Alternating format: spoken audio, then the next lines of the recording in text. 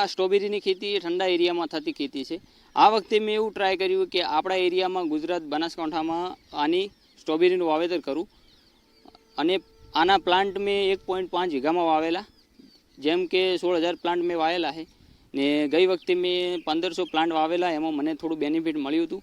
અને આ વેરાયટી છે મહાબલેશ્વરથી મંગાવેલો કેમારોજા વિન્ટર ડાઉન સીડ ચાલલી. આમાં મુખ્યત્વે ગરમ એરિયામાં હાઈ ટેમ્પરેચરમાં થતી વેરાયટી છે. અને બીજું કે આપણા ખેડૂતોને એ જ સલાહ આપવા માગીશ કે નવી ટેકનોલોજી અપનાવીને નવો સાહસ કરો. કેમ કે બટાકા, જીરું, રાયડો, એરંડા એમાં ખેતી આપણે કરતા જ આવીએ છીએ.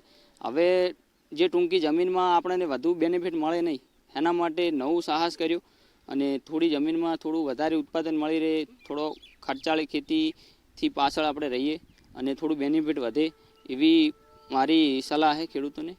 ઓર્ગોનિક ખેતીમાં તો મેં આમાં વર્મી કમ્પોસ્ટ, છાણિયું ખાતર જેવા અનેક પાયામાં ખાતર નાખેલા છે, જેમાં રાસાયણિક ખાતરનો કોઈ પણ જાતનો ઉપયોગ કરેલ નથી. અને ખેડૂતોને એ સલાહ આપવા માગીશ કે રાસાયણિક છોડીને પ્રાકૃતિક ખેતી તરફ આવે.